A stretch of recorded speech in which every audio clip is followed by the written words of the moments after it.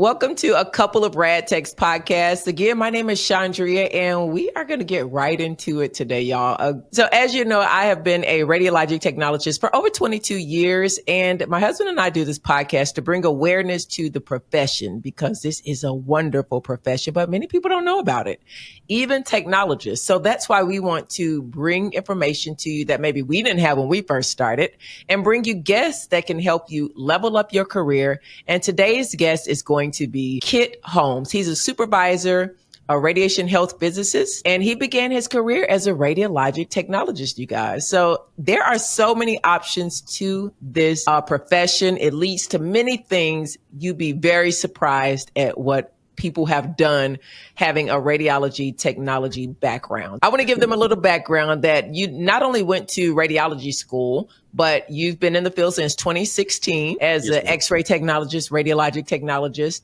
and you decided to add multiple radiology credentials, which I am a huge fan of and I encourage as well. And then you went on to graduate with your degree in radiation health physics from Oregon State University. And now you're currently a supervisor over radiation health physics. So you guys just hang tight. Kip, welcome to the podcast. Thank you so much. I'm glad to be here. But I know you did a fantastic introduction. I probably can't do much better than that. Give us a little more detail because I know nothing about what you do, but I do want to talk about how you started. I love to know, how did people learn about radiologic technology, medical imaging, because I knew nothing about it. So what about you? Okay. So I was really fortunate in my discovery of radiology as a career choice. So my father is an X-ray tech. Back in those days, you had to carry your beeper and you got called in for CT scans at nighttime. So as a young kid, if my dad got called in, he woke me up and I went to work with him, and kept him company. So I got exposed really young into it as a career prospect. And that kind of inspired me to go that route to pursue it professionally, and got no regrets doing that. And so I immediately knew what I wanted to pursue after high school. I knew I wanted to pursue radiology as educational choice. Luckily in my area, there was a program. The University of South Alabama had a radiology program, offered a bachelor's degree, and that's where I chose to pursue my education. Wow. So, okay. So you had a parent. I would love to know, when did your dad go to school for radiology? My dad did it in a non-typical way. So my dad, he came to the U.S. when he was 15 years old, joined the U.S. military, and that's how he went to X-ray school. So he went to X-ray school via the Army in Texas. A lot of people don't know about that, and I think this generation doesn't really know that. When I first started radiology school, Kid, I actually was trained by most of the technologists had training from the military. So everybody that I pretty much worked with were military trained. They didn't go to a traditional degree program because you had a lot of hospital-based programs back then. You had military training, and that's who I usually worked with. And I'm going to tell you, I learned a lot. you do, yeah, because they got their own way of doing things, and it was a lot of times the most efficient way. So it was great to get that, to be exposed to two different ways of thinking, the traditional educational route versus a more hands-on approach via the military. I totally agree. And you were taking call as a kid, so that's pretty interesting. Man, those were the days. Yeah, sitting there watching and it was back in the day where the scanner had the little mouse ball and the keyboard. So watching my dad scroll through CT slices, it was awesome. So what drew you into radiology? I know your dad, you were introduced to the field, which is so amazing because many of us have no clue that it's out there. Most of my family are nurses. So when I found out about radiology, I was like, this is really interesting. I didn't even know about the opportunities. And see, you were exposed to even CT. So what made you say, besides your dad, and the great exposure you had to it, what made you kind of zero in on it? When I dove deeper into what the university offered with the program, I really liked the variety that you can grow within the field, right? So I wasn't limited to one thing. Most people start off as an X-ray tech, but there are other pathways you can take. But I like the fact that I can advance in any direction that I wanted to, and it was only my desire to pursue what I wanted that limited me to that. So I like the opportunities available. So that's really what honed me into it, choosing it as a degree option and a career choice. Very nice. So tell us about your journey, because many of us have had similar journeys and some people had different journeys. Some people stay in one profession and don't get certain specialties. What specialties do you have? What are some of your credentials? Yes, ma'am. So I started off as an X-ray tech, right? So the program I went to, you went in to acquire your radiology certification, but because it was a bachelor's program, you got to pick one modality of your choosing to fulfill the bachelor component, right? So day one, I knew what I wanted to do, and I wanted to be an MRI tech. So I didn't have to think about it. I didn't have to do anything. I already knew what I wanted to achieve the moment I stepped into the program. So I pursued MRI as my choice. And I did this very strategically too. And I did MRI first. After I secured that certification, then I went on to pursue my CT certification. After that, I ended up winning a scholarship from the city, and the city put me through school to go to nuclear medicine school, where I attended Pitt Community College, and I obtained my nuclear credential. And that one has a pathway where you could do PET CT as well. So that's my journey through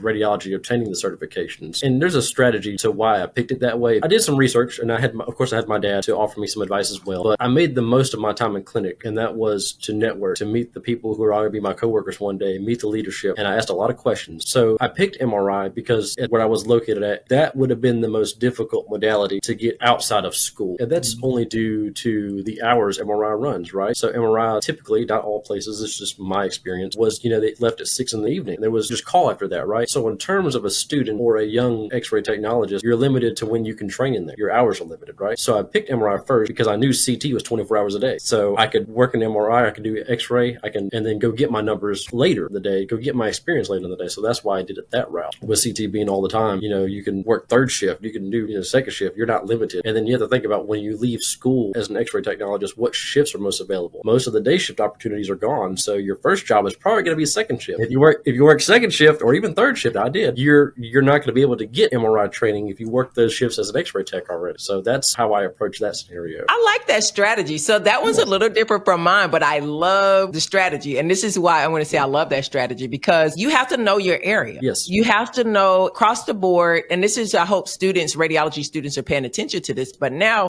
things are a little different, but you still it depends on your area. So I think that strategy is really, really smart, because I think this is my strategy of what I did. X-ray first. It was already an ionizing radiation mindset where they train me in school. So I said, well, the next thing would be was to go over into CT, because it's the same training. It's just cross-sectional. So I was able to pass that registry a lot faster. And then MRI is a whole nother, it's not even the same concept. No, it was a challenge. It was a challenge. Oh, it was a challenge. But then I already had the cross-sectional from CT. So that made that part, I didn't really have to learn that because I already knew it from CT. But the magnetism and the physics, that was a struggle. But you get it. And that's my strategy. But I love the technical strategy you also employed in that. So you guys pay attention, take notes. Kid is going to give you so much more. I love that strategy. You also had a strategy in your career development and movement into leadership, because there are people out there that say radiology, there's no room for growth. I want to know, before you go into your leadership, how did you even find out about the scholarship in your city? Because I think a lot of people, I remember in school, I went to Emory University Medical School of Medicine, and it was expensive. And I didn't have the money. But you know what I did? I went to the library, because we didn't have the internet like that back then. And I had a book this big, a thick book, and you had to go through it and find your specialty of health, and allied health is what it was called, because nursing had their own section. Allied health was clumped all together, and you had to go through it. I had to write essays. I had to apply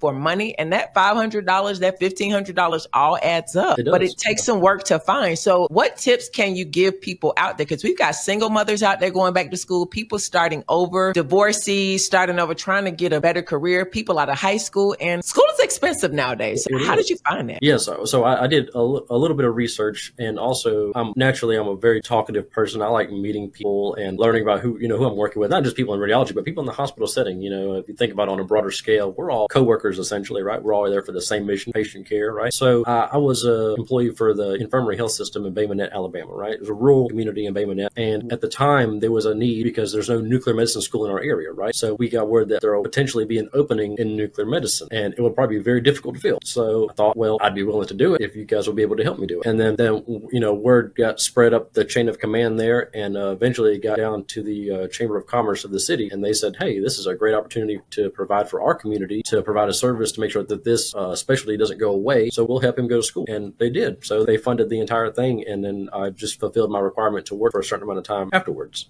It was fantastic. And, I like to take a moment and say kudos to the leadership that I had there, because that's another component too. Unfortunately, not every facility will have the same genuine offerings, but this facility was very a strong driver in my growth, what I could achieve. So working a part of a facility that encourages you to grow to your full potential is also a benefit in finding these opportunities. And, come to find out, the opportunity was readily available, and they just didn't have anybody willing to do it. And I took it upon myself to do it. Well, that's another good point you make, and it gives a good segue over to the next part is what you said about it also depends on leadership. Having good leadership who believes in their employees, wants to advance their employees and, not be tight-fisted, as the young people call it, gatekeeping. I think that's really top priority. So if any leaders are listening to this, this is really important for people's strategic development, to being able to retain quality employees, helping them to grow and get opportunities like that, because your leadership did play a huge part in that as well. So thank you for bringing that aspect out.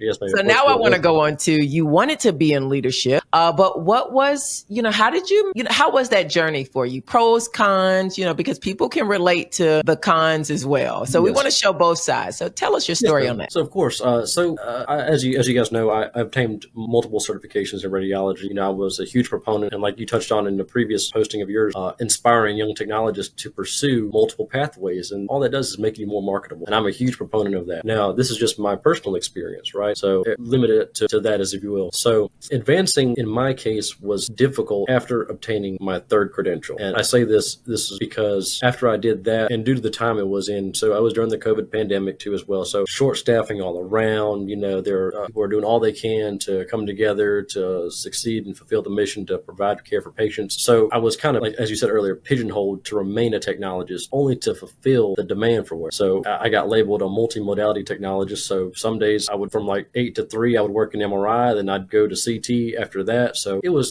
kind of hard to advance in leadership when there was so many openings as technologists around. So I thought about it in a way to advance myself by picking certain like small topics, right? So as an MRI technologist, right? So I learned that there was a safety board in MRI called an MR safety officer. And that was my first attempt to advance within the field, besides obtaining multiple certifications. Found out the ACR put out this huge guideline for having MR safety officers in play. The VA announced a huge thing that they were wanting to have these people on site. And so I took it upon myself to pursue that board, which was extremely difficult, by the way. But I encourage all MRI technologists to pursue it, because it really does enhance your marketability. And I can personally say that in the interviews, it really helped me out a lot. So that was my first attempt to advance, and it didn't go along according to plan, right, as you will. So I didn't let it get me down. I didn't, fall into a funk about it. I just kept my mind on the mission, and that was to advance. And I think within our field, because of the limited opportunities in vertical growth, it's hard to say, hey, I'm going to be the manager of my department one day. Well, for that to happen, your manager has to leave, right? So what I decided to do, after a long thought and talk with my wife about it, I decided to pursue a graduate degree to kind of get me out of the technologist role that I kind of pigeoned myself in. And I decided to pursue radiation health physics as my graduate route. And that really opened up the doors for me, especially having a technologist background. That's really what led me on my next path in my career to get there. We'll transition over to that. So so your career growth and advancements included radiologic technology, and then you were able to advance over into MR. We talked about the strategies to that, and then you went to CT, then nuclear medicine. That's correct. And you did a little PET scan as well. So you had several certifications. I mean, that is huge. But like you say, and we talked about this, you will top out at pay when you have just so many certifications, because you're starting over when you go into certain modalities. So your pay cannot just keep going up. So leadership, I agree with you. You definitely, if your manager doesn't leave, you're not going to get into that position. Yes, but one thing I appreciate is, the variety that we have around the world and around the US is that I know several people, they've moved to, you sometimes got to move out of the area that you're comfortable with. And that's one of the sacrifices that you do have to make as a leader. I think about the different directors. I was at one hospital. They had like 5 directors in a few years. There's a lot of signs there. Yeah. But directors come and go. The higher you are, there is a lot of turnover. Once your contract is over, someone else comes in sometimes.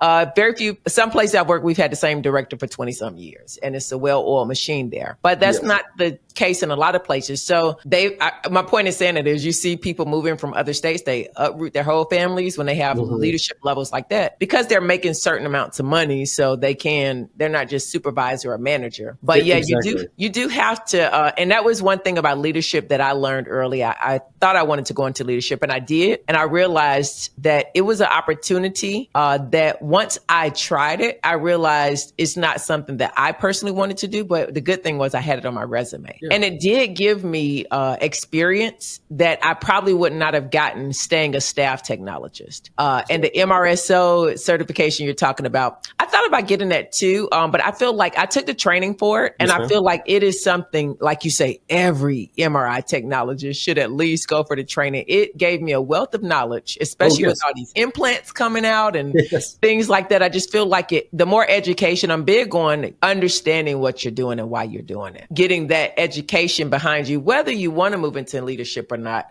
For me, it just made me a better technologist. The same with why I went for a mammography training, not necessarily to be a mammography technologist, but I was doing a lot of breast MRIs. And I was like, I think I should take this 5-day course. Number one, it's going to give me CE credits. It's going to be a live course. I believe in taking live courses, in person, right there, networking ability. And also I get to ask the instructor questions. But some people do want to go into leadership. So you have to understand points that you just made, that you may be limited because if that manager doesn't leave or that supervisor doesn't leave, you never get that experience. So then the question is, what do you do? Do you stay? You can, but then you won't ever get that opportunity. So the option is to, if you want to grow, to move out of the area. And I always recommend that if you have a full-time job somewhere, have a PRN at a totally different type of hospital. Oh, yes. Yeah, that's one of the things I definitely recommend, because I feel like that gives you a different perspective on the field, and it allows you to be able to network with a whole different, and then to deal with different patient census versus if you work in an outpatient. I think you should work at a hospital somewhere, PRN, to pick up some shifts. If you work at a fancy hospital, go work at one that's not so fancy.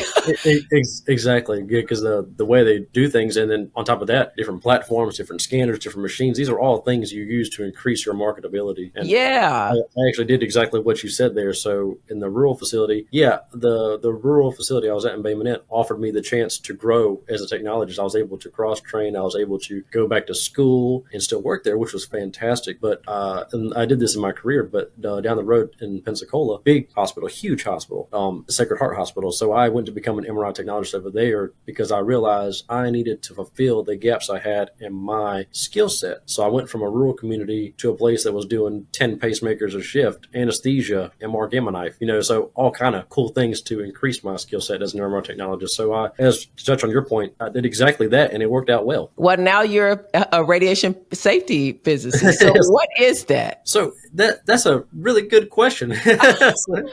So to put it in a nutshell, radiation health physics is the study of ionizing radiation and ensuring we use it in a safe and productive way to limit or prohibit the harm to others, right? Our environment and to people. So naturally, if you think about it, all of us in our foundation for X-ray technology, we learn these practices in our curriculum. So for me, it made a lot of sense. Like, wow, I have an idea on how this works. I have a foundation in ionizing radiation and ALARA principles, right? So organically, I just kind of shifted into that direction, and it made a lot of sense for me. Now, what I like about the field is it's not as specific as saying, hey, I want to be an MRI technologist. Well, all of us know what we got to do to be an MRI tech, right? We know exactly what we got to do. For health physics, there are so many broad job opportunities available that you're not really limited to one specific section. And that's what I really wanted to add to my career. I wanted more broadness, not so much specifications. So I learned after doing some research. I did my research before I enrolled in the program, of course, and a lot of things that I want to point out to young listeners or people looking to expand. I first made sure that the cost I'm going to spend for this program was going to, but what I would get on the outcome would outweigh what I would invest for the schooling. So if you paid $200,000 to go to school to be a health physicist and you only come out making $50,000, that doesn't make sense. Right? Exactly.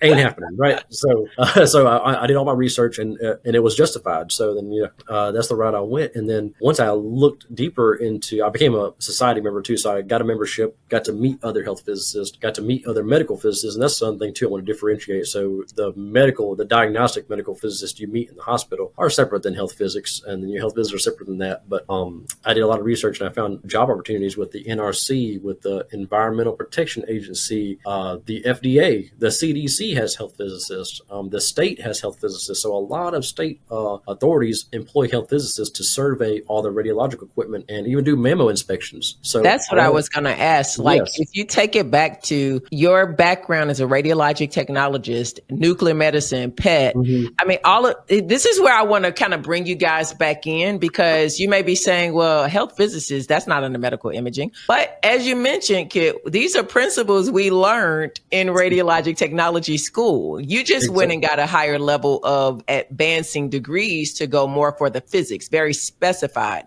and it's health physics.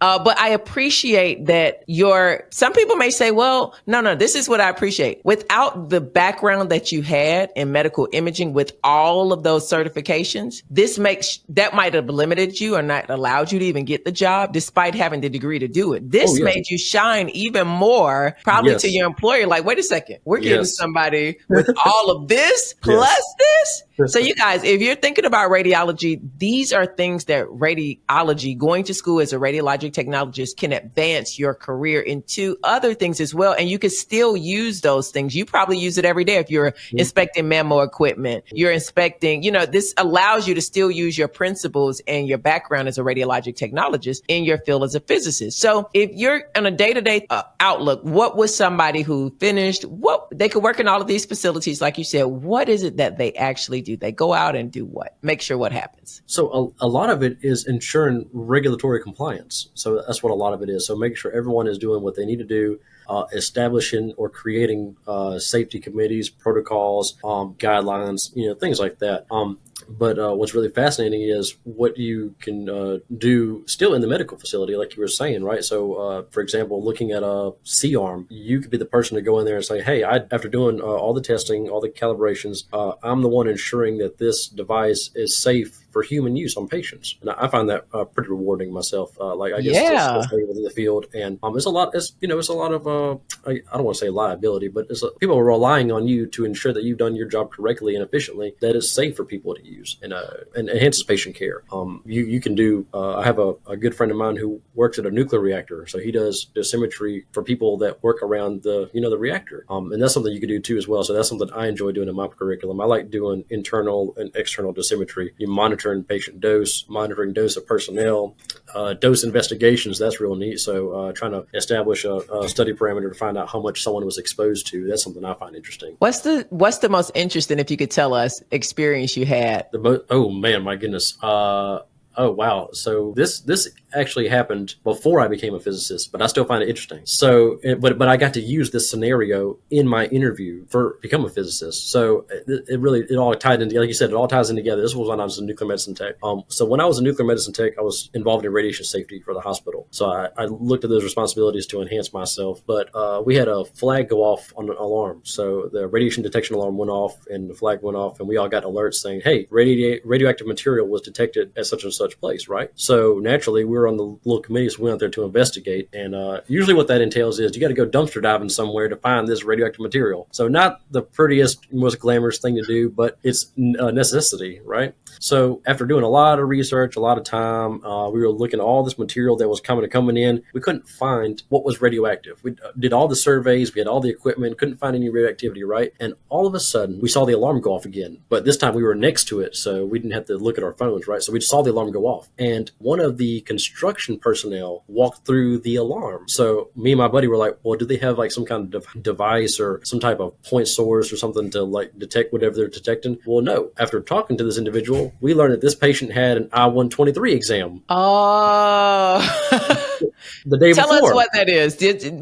So yeah, for those who are not in nuclear medicine, so it's an uptake study we do to evaluate hyperthyroidism, Graves' disease, and things like that. But it involves getting the patient to come in, and they take a capsule of iodine I-123, and then they'll come back for imaging a certain amount of time later. However, this stuff is radioactive for quite some time. Not like I-131, but still radioactive. But this person had that pill, therefore they are radioactive after consuming this pill, right? So this person was walking through the alarm, not realizing it, and it was picking up this person's radioactivity. So that person was the source of the incident. And y'all are dumpster diving.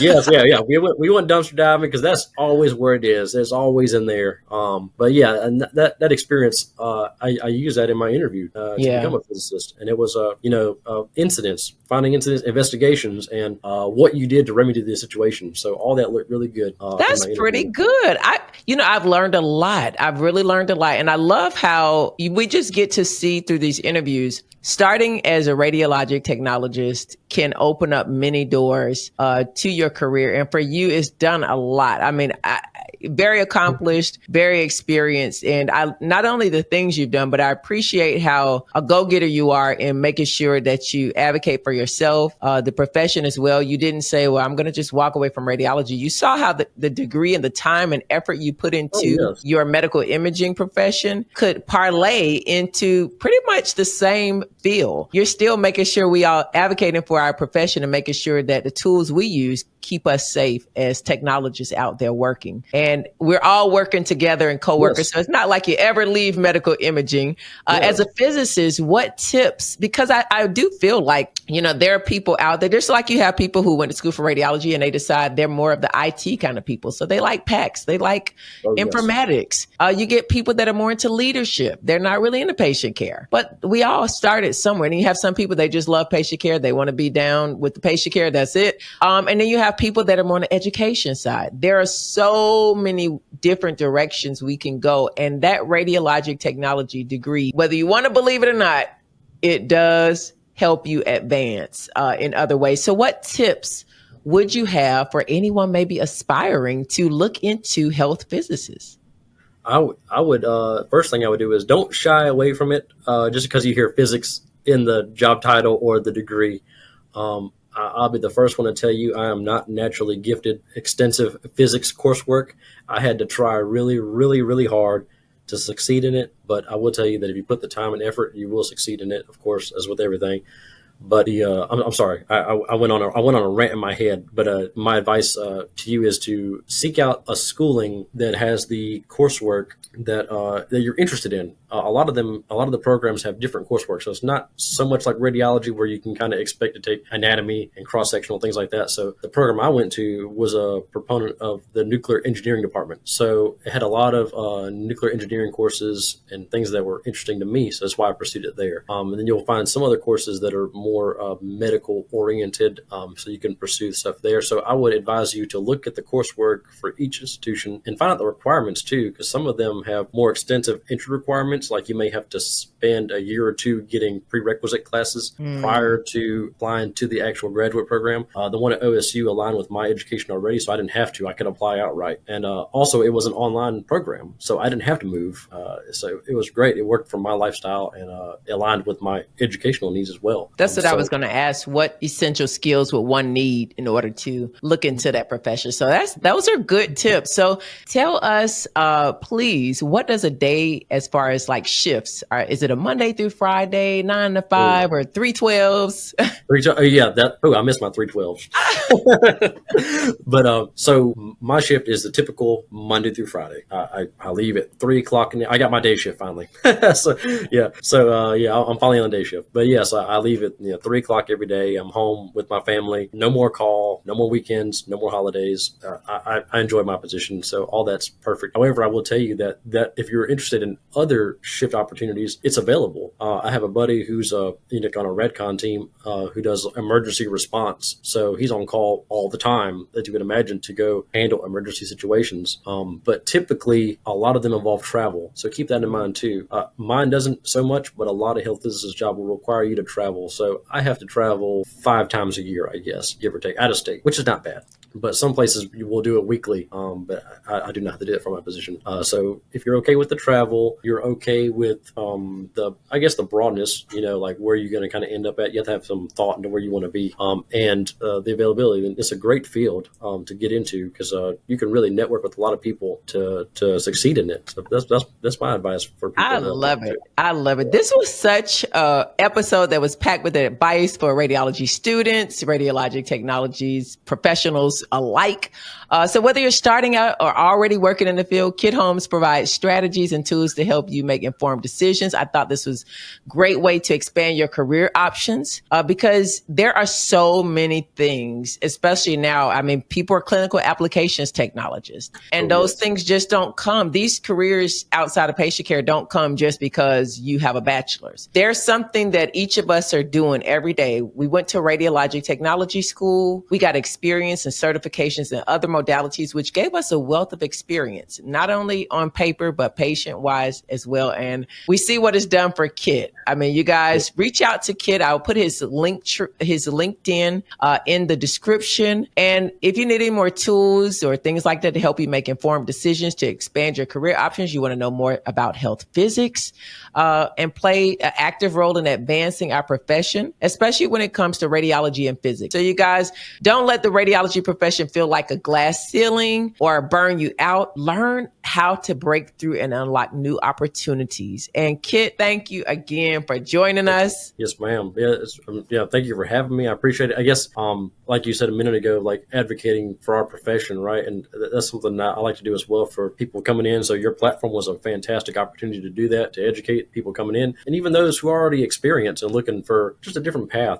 I guess one thing, doesn't have to keep you longer than you anticipated, go ahead. But one thing that was really beneficial for me in my career was to agree to be an adjunct instructor. So I still have a part in patient care. I probably forgot to tell you, but I'm a nuclear medicine instructor for Pitt Community College as well. So I still have a hand and helping the next generation of nuclear medicine students coming into the profession. And I like having my position now where I can say, hey, you know what, if one day you want something new, this is a great opportunity to look in this direction as well. So I really enjoy teaching students, helping students find, difficult concepts and helping them learn along the way, but also in their career path. I think that's what I enjoy more, helping them in their career path, like where you can end up, where you can go, and not just a blanket statement, do this, but offer evidence like, hey, I did it this way. Maybe you can do something similar, Yeah. So I enjoy being an instructor and teaching radiology as well. Giving them options. I mean, every radiology student I feel needs that. And as an adjunct instructor, I love hearing that. You're giving people options because for some people, they just don't know what's out there. And if you don't know, then 10 years later, you're like, if I would have known that was there, I would have done that.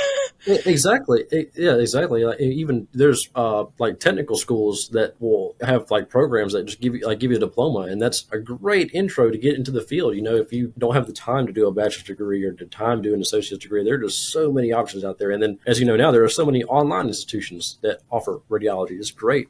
Bridge programs to help technologists acquire bachelors who have been in the field for a long time. There's lots of stuff. Yeah, which can lead to things like health visits. And so if you want to learn more, I'm telling you, this is a great conversation. I have learned a ton because there are things out there we just don't know exist and that are available to us, and how our radiology technology degrees can actually be a stepping stone to the next thing and enhance. And we don't have to give it up. We can use it to enhance the next career, and employers love that background. Don't think for 1 second they don't love that radiology background. Kit is an example. So if you've enjoyed this episode, subscribe to our podcast and share it with your colleagues and friends in the radiology field and beyond. The public needs to know what we do.